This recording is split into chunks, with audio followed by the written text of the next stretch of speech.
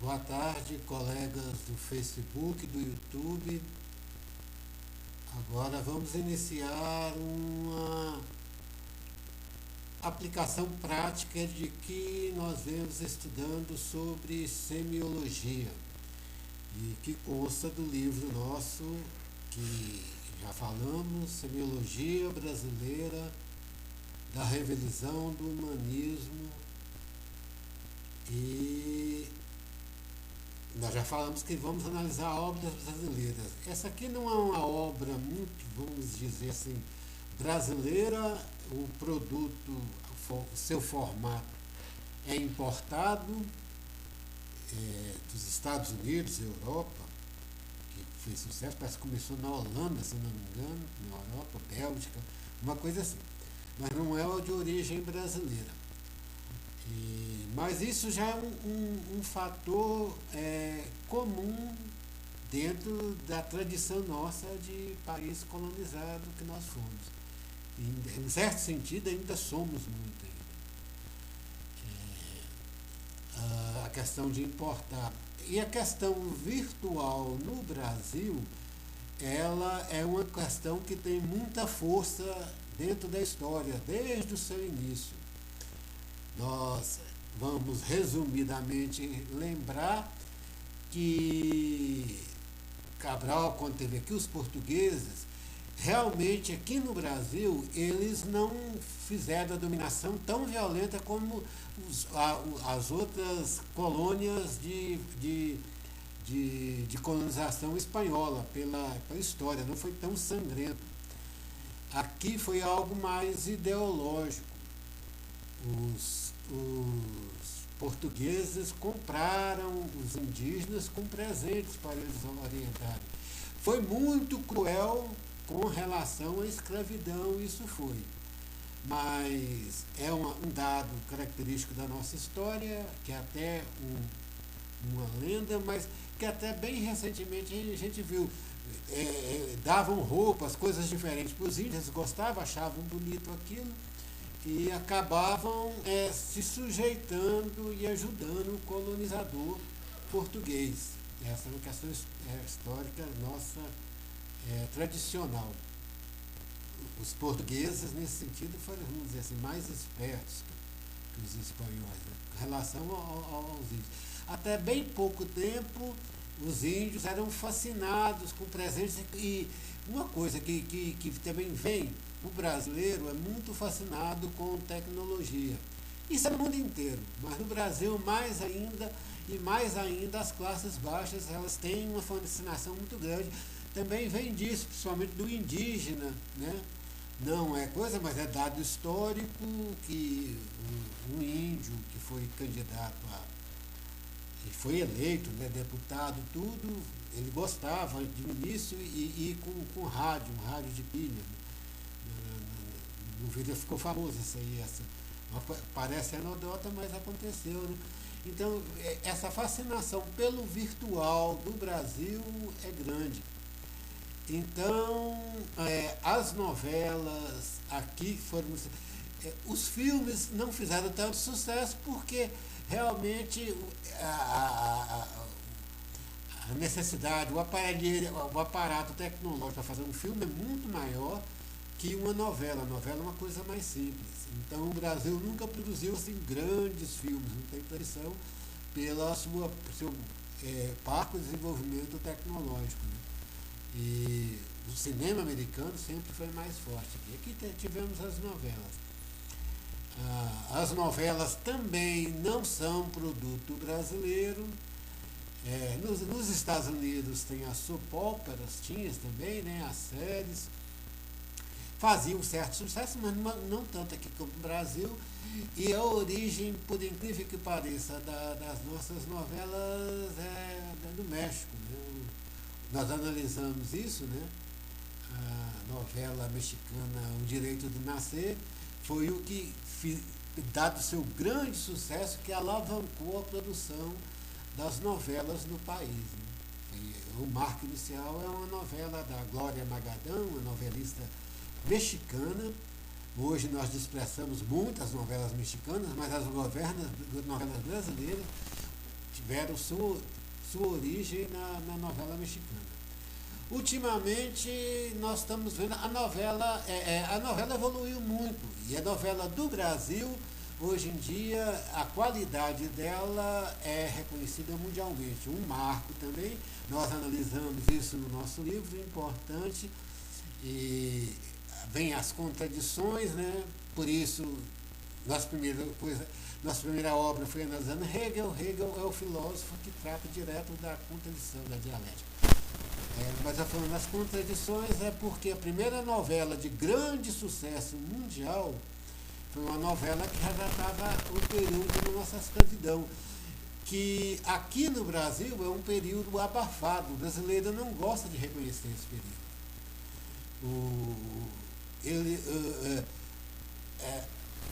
Em virtude de quem liberou a escravidão foi a princesa Isabel, foi o colonizador, foi o dono, né? Quem liberou o final.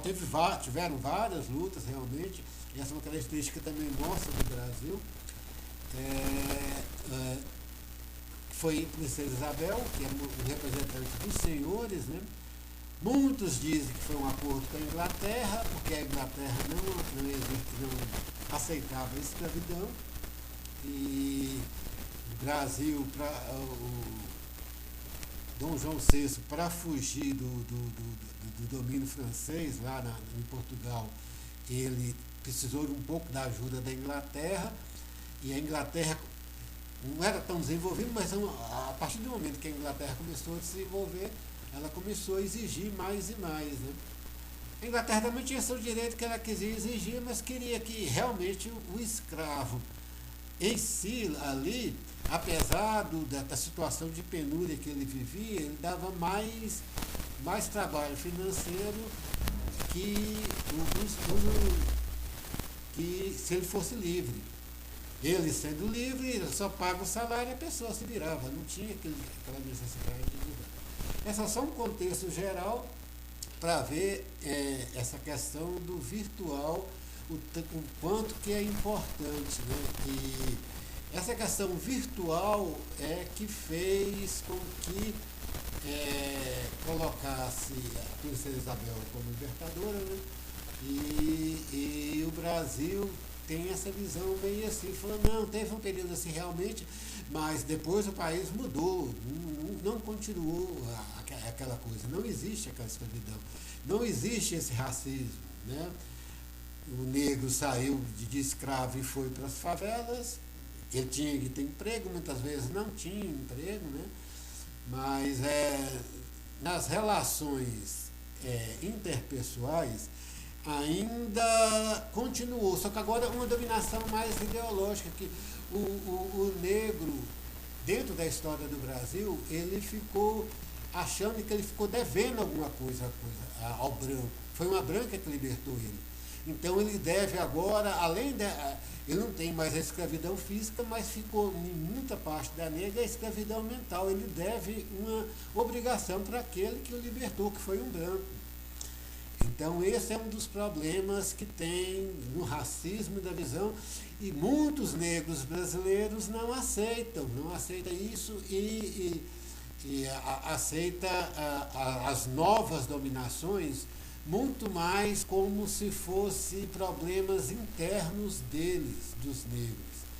Eles se dividem, como no Brasil recentemente nós estamos vendo essa divisão entre o movimento negro, de negro que não aceita que existe o racismo, existe o preconceito, é o próprio negro que é o culpado, que se entrega à marginalidade, só gosta como os brancos falam, né? Só gosta de música, de samba, de cachaça.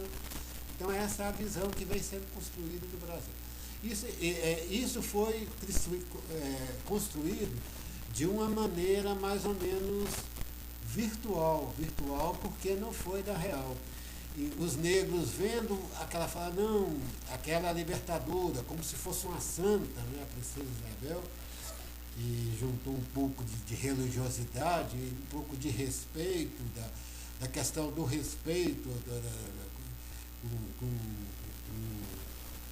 o seu libertador, e com a questão dever um favor àquela pessoa, a pessoa que libertou, ele tem de prestar serviço, porque aquela pessoa foi o que o libertou. Aí está o contexto geral da que a gente vem falando. Isso é uma distorção na nossa vida. Essa questão brasileira histórica é uma distorção. Inclusive, nós vamos ver que a Escravizaura, apesar de ser uma obra importante nesse contexto, né, de denunciar o negro, mas tem alguns pormenores ainda nesse caminho, né, de ver.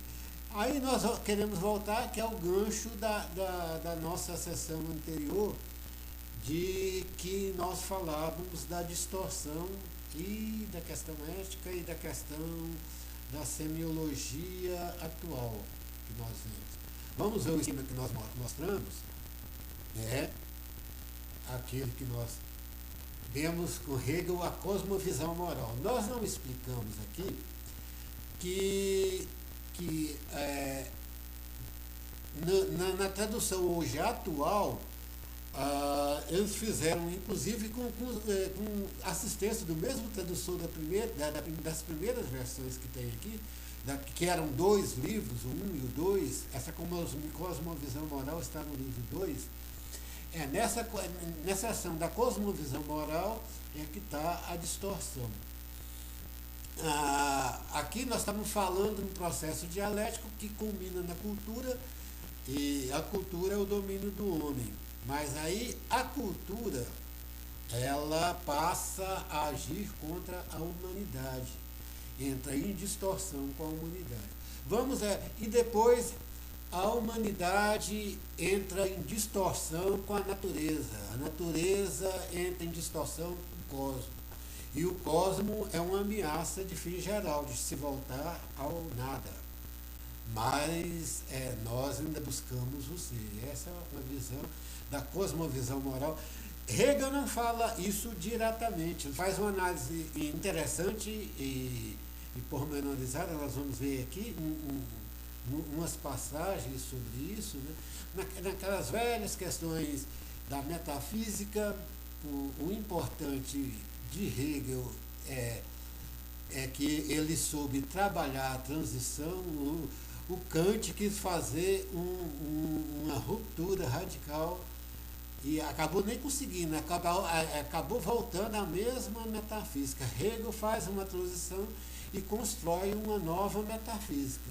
O Kant ainda ficou, isso é que nós vamos ver, isso é que vai ser a desconstrução de Kant, apesar que nós já falamos que nos detalhes da prática, do cotidiano, Kant ainda tem muita coisa a nos ensinar, principalmente que nós vimos, e nós vamos ver se for analisado na questão da neurociência.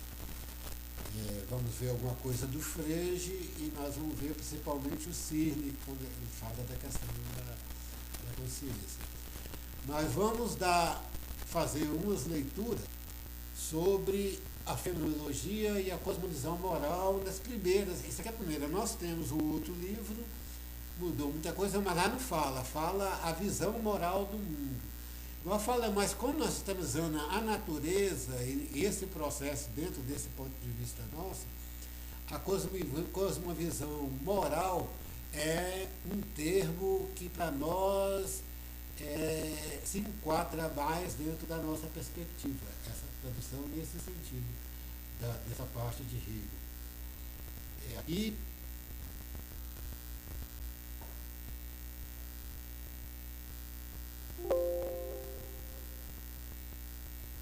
cosmovisão moral. Igual nós vimos, a nova tradução fala visão moral do mundo. Vamos ver aqui se mas o termo, no sentido esse, já não é tão assim cosmo. Mas é interessante, igual nós vimos na questão do problema ambiental e do problema da natureza orgânica também, e de Gaia, que é um ser, aí essa questão do cosmovisão ela se torna mais consequente quando se for analisar a questão da bioética. É a visão moral do mundo. Isso que está na nova tradução de Hegel da Voz. Nós vamos ver que a visão moral final essa é a busca da harmonia entre a natureza e o homem.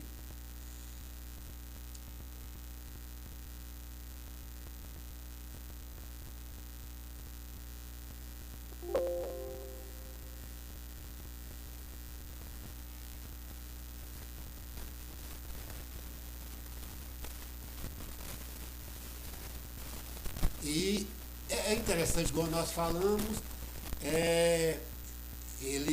quando Hegel fala, é interessante desenvolver isso em contrapartida a Kant, né?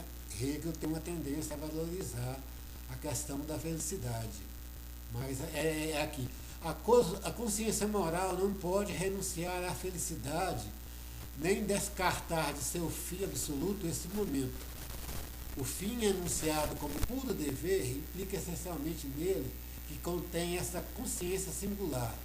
A consciência, a convicção individual e o saber a seu respeito constituem um momento absoluto da moralidade, saber a respeito da felicidade singular.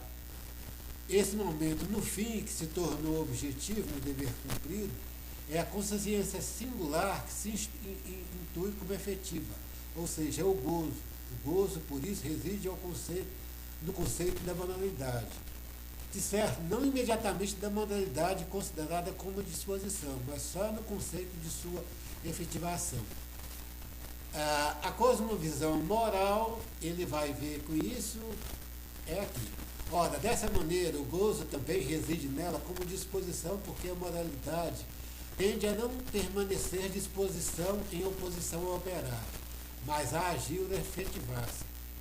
O fim como todo expresso com a consciência de seus momentos consiste em que o dever cumprido seja tanto pura ação quanto individualidade realizada, e que a natureza, como o lado do singular em contraste com o fim abstrato, seja um fim.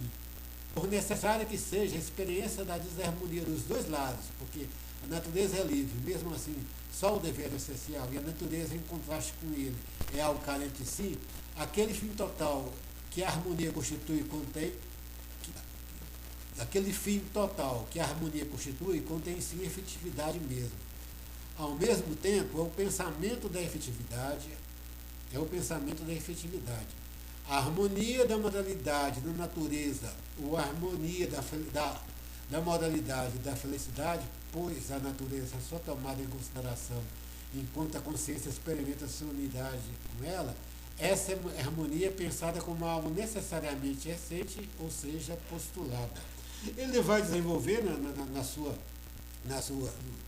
nos seus posts, quando ele fala essa questão, eu lembrei aqui do músico popular, mas um dos maiores músicos, né, talvez com o João Gilberto, seja o músico mais inovador da música popular brasileira, que é Jorge Benjor, uma música de abertura, né? Ele tem uma música que ele fala assim: se o malandro soubesse como é bom ser honesto, seria honesto só por malandragem.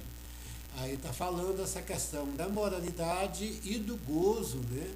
E da felicidade que a moralidade visa trazer dentro dessa perspectiva. Mas a distorção vai chegar aí, porque dentro da história da Alemanha, né? Dentro da história alemã, que Hegel vinha vendo, temos aqui a distorção. Temos Kant que vai jogar a moralidade por si mesma. Não vai ser algo efetivo.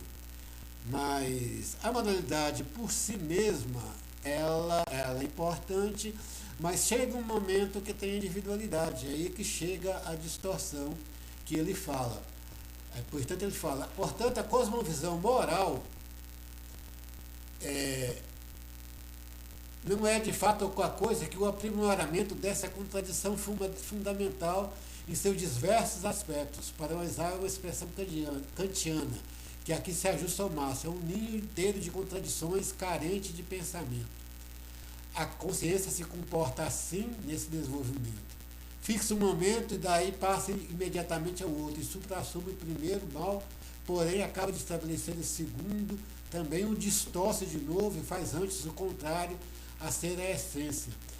Aqui tem um desenvolvimento que ele fala dessa questão da pessoa que não valoriza a felicidade, mas é impossível fazer isso. Chega um momento que a sua inclinação pessoal vai, vamos dizer assim, fazer que ele tenha erros, que ele tenha necessidade de ter uma expressão individual.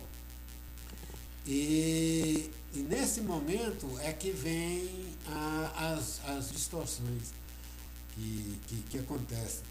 Um exemplo assim Hegel falou do desejo.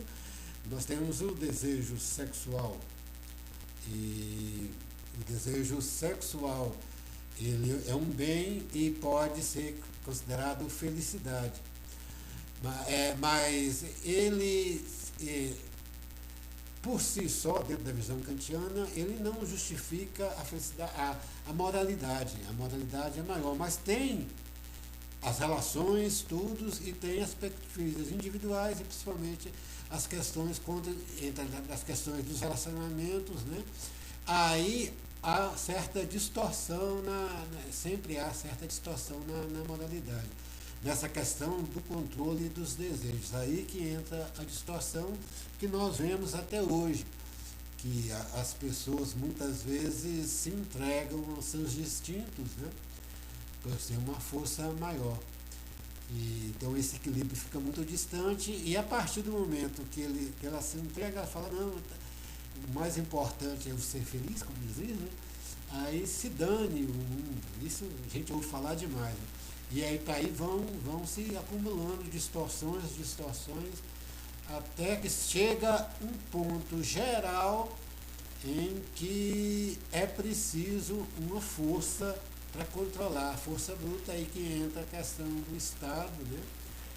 E volta. Aqui nós já temos isso na história, bem um pouco recente para mim, já esperando 60 anos, mas a década de 60 foi o cume dessa perspectiva de felicidade geral e infinita, de um desejo totalmente realizado.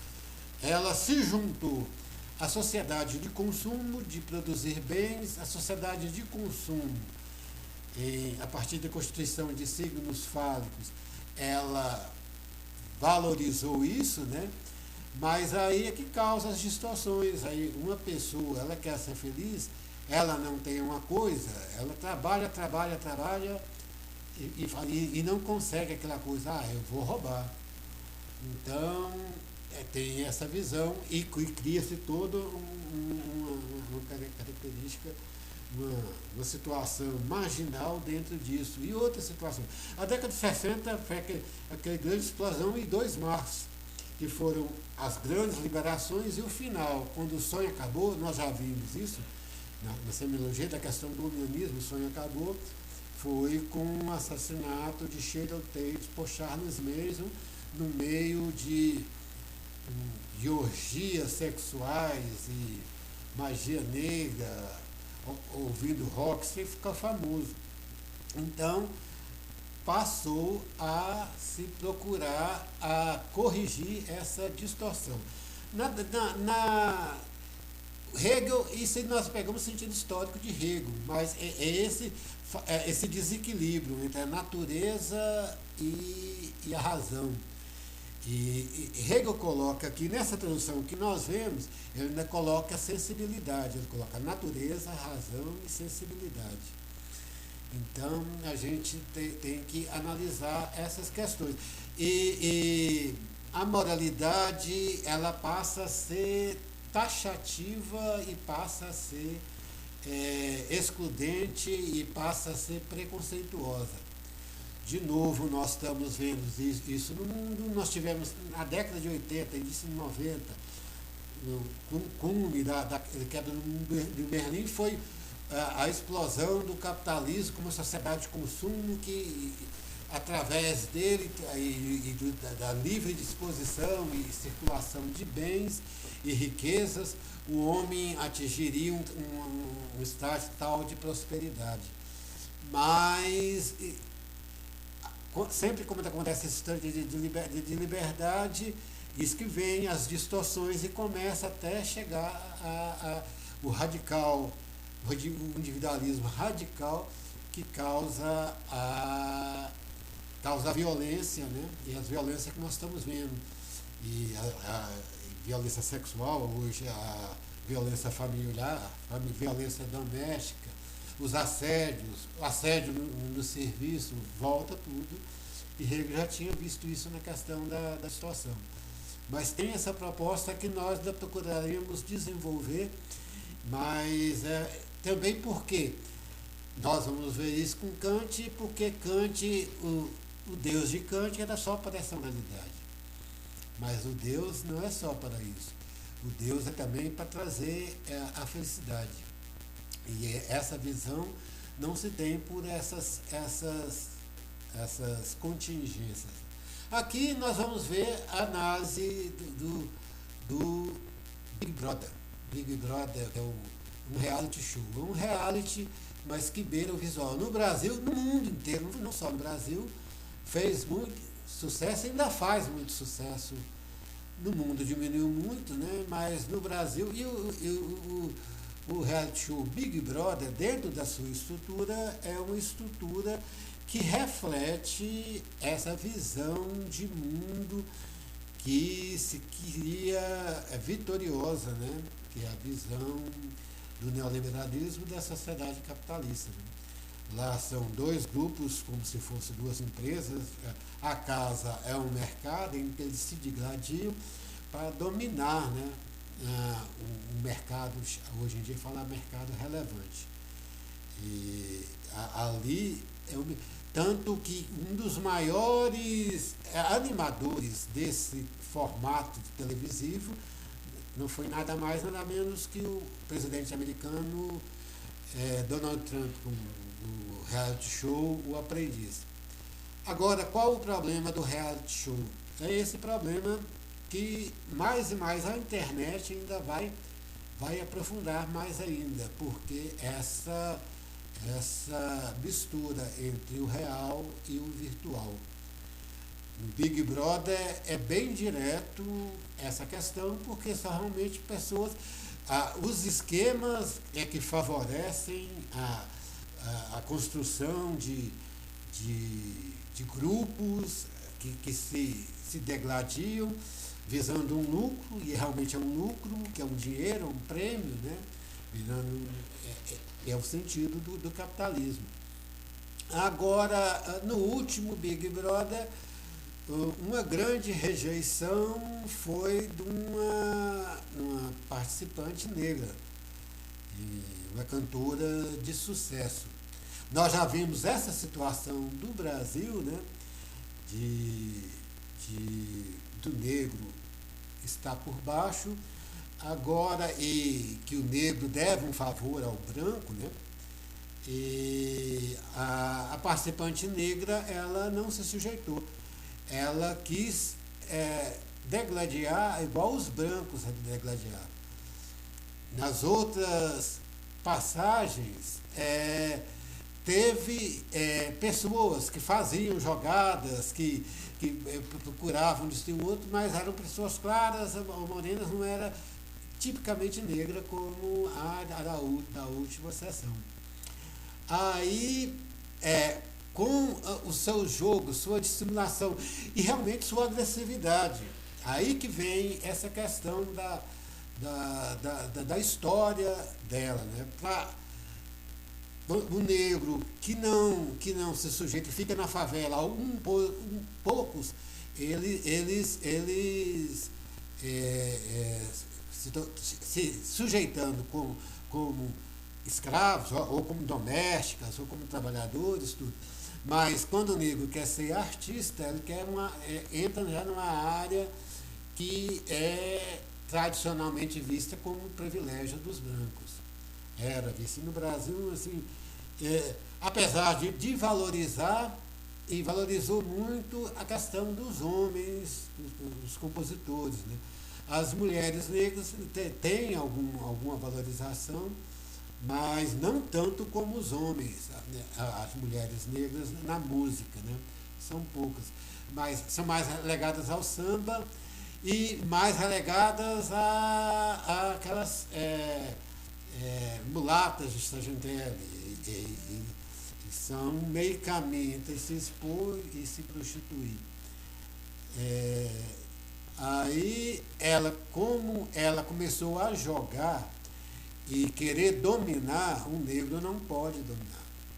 Isso é uma coisa que está na nossa formação e dela também é dela saber disso.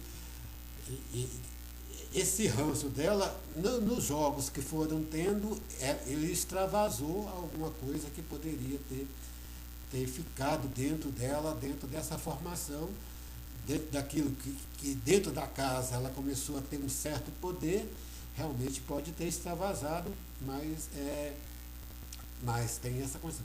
Aí nós vamos a questão do humanismo, não analisando que não temos convivência pessoal assim para saber, né? Mas nós já falamos, os negros foram para as favelas e realmente os negros, quando tem algum crime, a maioria que aparece são negros ou são morenos, né?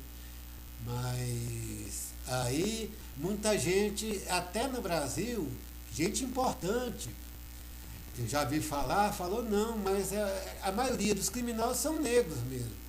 Mas isso é da essência do negro? Isso que nós vamos discutir, essa questão do humanismo. E a questão prática da metafísica é importante, que extrapola esse lado individual, por isso é metafísico, esse lado de ficar dentro daquilo. A metafísica, Aristóteles, ele desenvolveu um pouco alguns termos, né, lógicos, importantes para se entender isso, né, mas não foi na metafísica, foi no orgânico, principalmente nos tópicos, no capítulo do organo, né, organo é o livro de lógica dele, e dos tópicos. Né. Aí tem essa questão da essência, do acessório e acidente, né, e tem também a contingência, mas para ele, Aristóteles, pelo que a gente lê, ele fica mais na questão da essência e acidente. Acessório e contingência, está tudo como acidente. Muitas vezes, na nossa visão, não é. Vamos ver uma passagem dele, da lógica. A lógica, aí que também o Hegel pega a lógica dele, que a lógica de Aristóteles era uma lógica mais para o discurso racional. E essa é a lógica clássica. Aí Hegel vai pegar muito da lógica de Aristóteles, mas o que ele avança é que Hegel quer trazer essa lógica para a vida. Isso nós vamos trazer. Vamos ver aqui os tópicos de Aristóteles.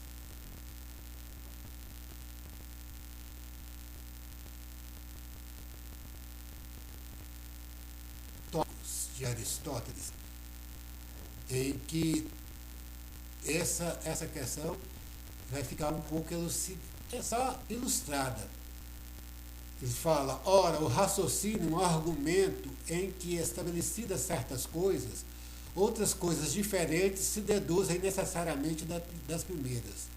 O raciocínio é uma demonstração quando as premissas das quais partes são verdadeiras e primeiras, ou quando o conhecimento que elas temos provém originariamente de premissas primeiras e verdadeiras. E, por outro lado, o raciocínio é dialético quando parte de opiniões geralmente aceitas. São verdadeiras e primeiras aquelas coisas nas quais acreditamos em virtude de nenhuma outra coisa, que não seja ela própria, pois no tocante aos princípios da ciência, é descabido de buscar mais além o porquê e as razões do mesmo. Cada um dos primeiros princípios deve impor a convicção de sua verdade em si mesmo e por si mesmo. São, por outro lado, opiniões geralmente aceitas, aquelas que todo mundo admite, ou a maioria das pessoas, ou filósofos, em outras palavras, todos, a maioria, ou mais notáveis, eminentes. O raciocínio é contencioso ou erístico quando parte de opiniões que parecem ser geralmente aceitas, mas não são realmente. Ou então, se apenas parece raciocinar a partir de opiniões que não parecem aceitas. Assim, pois, dos argumentos erísticos que mencionamos, os primeiros merecem realmente ser chamados raciocínios, mas os segundos devemos reservar o nome de raciocínios erísticos ou contenciosos e não simplesmente de raciocínios.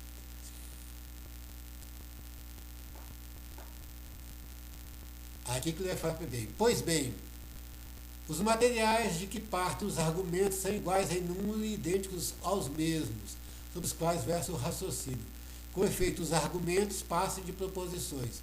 Ora, toda proposição e todo problema indica ou um gênero, ou uma peculiaridade, ou um acidente. Já que também a diferença, implicando-se como implica a uma classe, deve ser equiparada ao gênero. Entretanto, como aquilo que é peculiar uma coisa, qualquer uma parte significa a sua essência e outra parte não. Devemos dividir o peculiar nas duas partes mencionadas e chamar definição. A que indica a essência e, quanto ao restante, teremos a terminologia geralmente usada a respeito dessas coisas, referindo a elas como propriedade. Hegel vai utilizar propriedades também. O que acabamos de dizer torna mais claro, de acordo com a nossa presente divisão, os elementos são 4, todos saber. Definição, propriedade, gênero e acidente. Essa questão da propriedade, nós colocamos, no sentido geral, o termo de acessórios.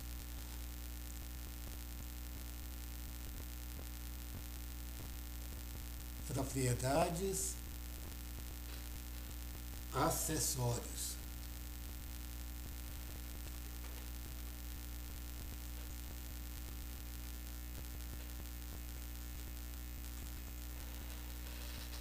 E acidente é acidente, algo ocasional.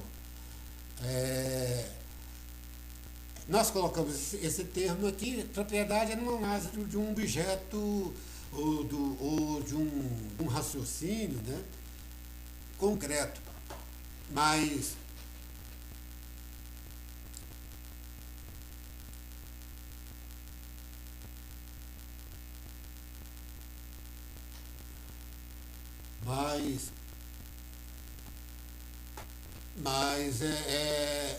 saída de tudo é acidente. E nós também vamos colocar a questão da contingência. A contingência pode ter um acidente. Um exemplo é esse que nós estamos vendo do problema da Carol Conká, pessoa negra, aquela questão toda, e todo mundo fala, não, é porque o negro ele tem tendência a ser marginal mesmo. Será? Isso aí é um acidente. A questão de ser negro é um acessório. Tem alguma vantagem, né? Questão de força, até fala a questão dos dentes, né? dos negros, né? Questão de certa maior agilidade, maior longevidade, né? Tem a questão da sexualidade nos negros, que é mais aflorada que nos brancos, né? São questões, como fala assim, a espiritualidade alegre e espontânea, né? A espontaneidade, né, dos negros é algo marcante. Então, essa questão é um acessório. Tem essa questão do acidente, o acidente, esse histórico dele, que eles eram reis em sua terra, foram escravizados, vieram para cá. Aqui, diferente dos índios, que não podiam ser escravizados, o Brasil era muito grande e os índios fugiam para o meio da mata. Então, era mais fácil. Os negros vieram de fora, não conheciam as matas aqui, então eles tiveram de se sujeitar. E realmente, em questão tecnológica, os europeus eram maiores, tinham mais força física e arma, né? Já tinha pólvora na época, já. como armamento, né? Então os índios, os negros foram escravizados, facilmente derrotados, que eles lutavam com coisa, as caravelas tinham os seus canhões, né? Aquilo deveria assustar. Tem até uma coisa, quando chegou daqui que o pessoal dos índios viram as caravelas e alguns tiros de canhão, né? Eles assustaram, até pensaram realmente que os portugueses, os europeus, eram seres do outro mundo, ou deuses, né? Tem essa lenda que tem algum fundo de verdade e guarda alguma veracidade dentro da história. Então aqui nós estamos vendo essa questão, que essa questão é um acidente. De condição normal se desenvolve muito bem. Tem outro problema para nós, quando a gente fala da contingência pessoal, é aquilo que nós falamos de problemas cognitivos. E pode ser cognitivos por acidente, também devido ao acidente, nunca tiveram uma escolaridade tão boa como os brancos, a maioria tem, os negros têm, e pode ser também pelo açoites ou flagelos que sofreram na cabeça, alguma coisa assim, né? Tiver sofrendo alguma pancada na cabeça para ser dominado, né? O raciocínio pode ser prejudicado e aquilo pode ser transmitido para as outras gerações. Aquele problema do RNA e do fenótipo, né, da genética que influencia o genótipo. Muitas características, e são outras coisas que nós vamos ter de analisar nessa questão da individualidade e na questão da neurociência. Mas o caminho para nós é esse. Então aqui nós explicamos essa questão e por que assim, realmente, quando nós falamos, geralmente as pessoas não sabemos a história, mas os negros vêm de uma classe mais baixa e de pouca instrução, então, como os índios daqui, eles veem a novela e muitas vezes aquela realidade das novelas passa a ser uma verdade. E ultimamente as novelas, nós vamos analisar, né? No Brasil há uma grande valorização do mal. Toda novela que tem uma pessoa muito má é uma novela de sucesso. Nós vemos assim, e geralmente branco, se for negro, não é sucesso e o negro é escorraçado. Mas nós vemos, e mulheres, muitas mulheres também, né? A Odete Reutemann, de Vale Tudo, da Indomada, né? Que a Eva Vilma fazia, me fugiu o nome dela, tem a Carminha de Avenida do Brasil, que foi outro grande sucesso, né?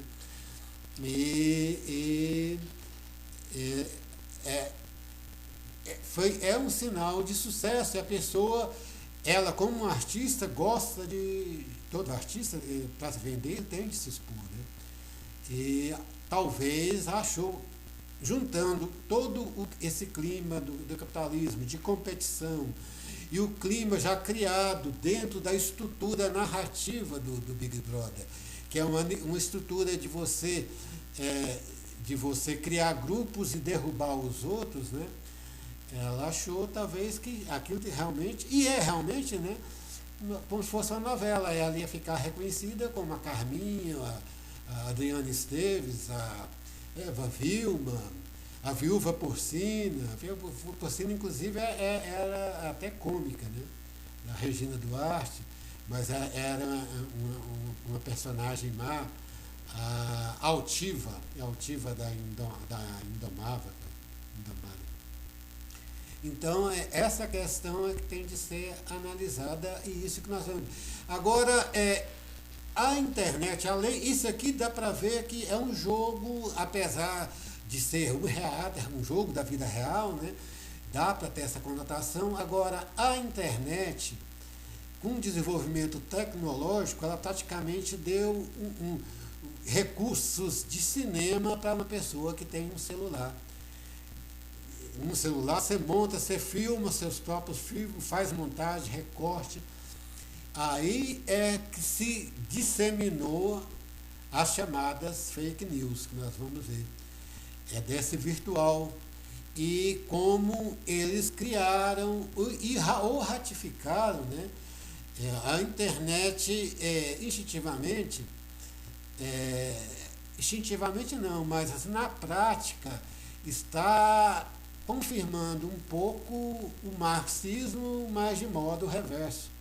Quando Marx fala que a consciência não é a consciência que determina a vida, é a vida que determina a consciência. Ele fala que os modos de produção é que formam a consciência, as forças produtivas. E a internet é uma força produtiva, mas ela está moldando uma consciência. Para Marx achava que isso ia criar uma consciência também de classe dos trabalhadores e ia mudar a sociedade, mas aí não foi isso. A internet mais e mais ela vem confirmando, e o próprio sentido histórico, o sentido de dominação. E aí aumentou o preconceito, voltou o machismo, porque com o individualismo e a questão da união do consumismo e do sexo visto como a mercadoria também, né? Nós já comentamos isso aqui, as propagandas têm algum conto de sensual para conseguir vender os seus produtos, né? Diminuiu mais, né? Mas essa junção faz essa questão do sexo passar a ser como mercadoria e objeto de dominação e objeto meramente de prazer, de usufruto. Aí nós fizemos um esquema sobre essa questão, uma questão da ontologia. Primeira questão geral, né? Semiologia e ontologia, essa questão das mercadorias. Na semiologia, signo e significado, como já vimos, uma coisa só.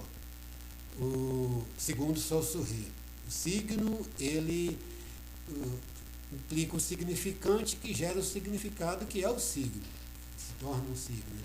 E em ontologia, o signo passa a ser um ser autônomo. Nós vimos falando assim, até a questão prática mesmo, nós falamos patente, um pouco patente e um pouco signo. Mas a questão do signo no comércio é bem visto na questão da marca. A Coca-Cola é um ser autônomo, né? A Ford, a Volkswagen são seres autônomos, até são sujeitos de direito, são ficções, né? Pessoa jurídica é uma pessoa jurídica, é uma ficção de uma pessoa, é um ser. Isso eu estou falando. A ontologia forte, que é o espiritual metafísico, é o ser que tem questão da vida, liberdade, igualdade, fraternidade, felicidade e bondade. Tem também forte a questão da família como núcleo base da sociedade e na questão também do relacionamento do sexo ser buscado entre duas pessoas livres, não de dominação.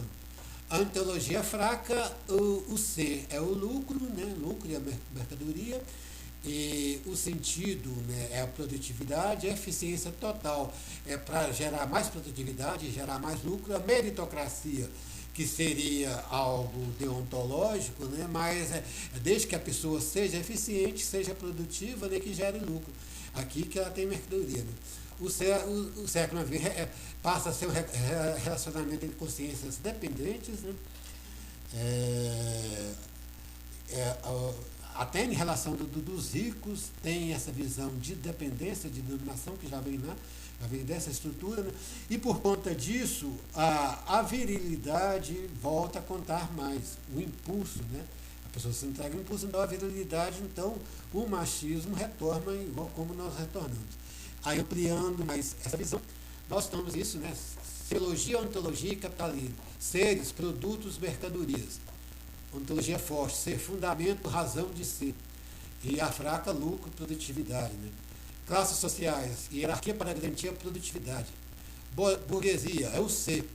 Até hoje em dia, os operários deixaram de ser. A tendência do operário é ser desemprego ou subemprego. O operário tem de procurar ser empreendedor, tem de procurar o ser, que é a burguesia. É essa a visão do capitalismo. E nós já vimos a liberdade sexual, também dentro dessa relação de dominação de mercadoria, aliando-se à questão que o capitalismo a partir das revoltas da década de 60, ela se apoderou do sexo como fonte de lucro, né? Então passou a ser um objeto e volta a ter aqueles velhos problemas de dominação que já Marx, que Hegel, né, analisava. Marx também analisava, mas Marx analisava mais econômica. Hegel, quando fala de consciência e duas consciências livres, né, ele já aprofunda para um sentido geral. E o Estado, para Marx, era uma ponte para se atingir uma sociedade para ele igualitária, né, que é o comunismo, mas passou também essa repressão, mas o Estado, na sociedade capitalista, ele tem função meramente policial, só para coibir, né, a violência e a marginalidade. E não se ataca o cunho, o cerne da marginalidade.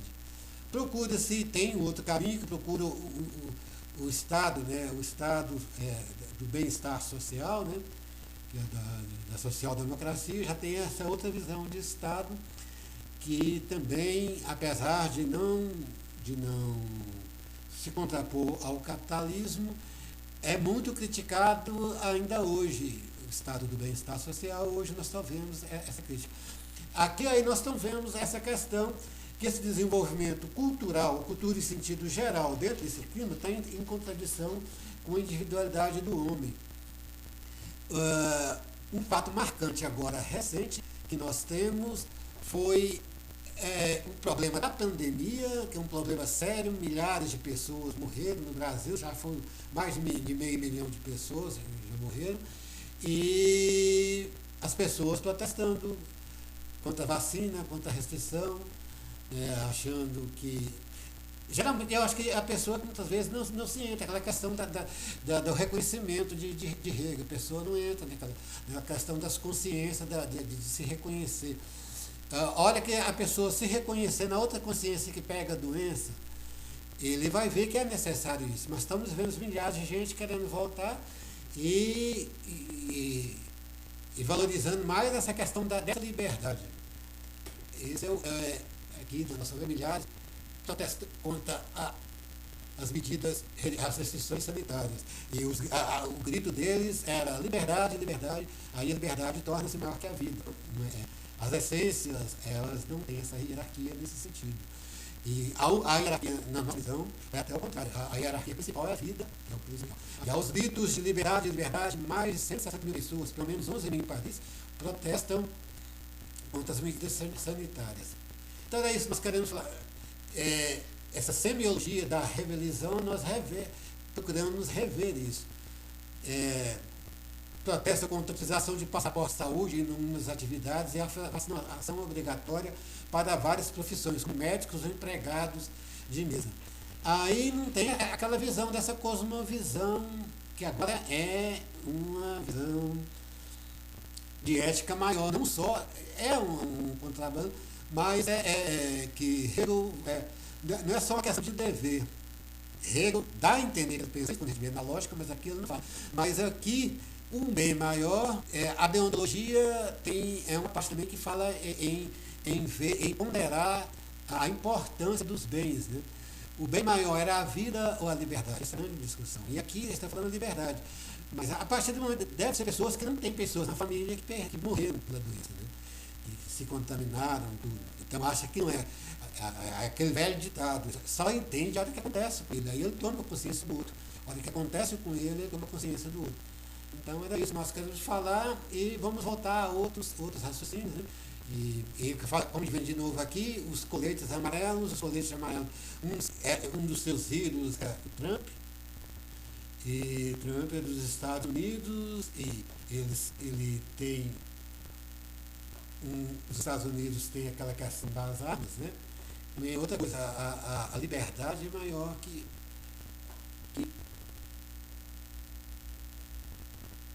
coletes amarelos.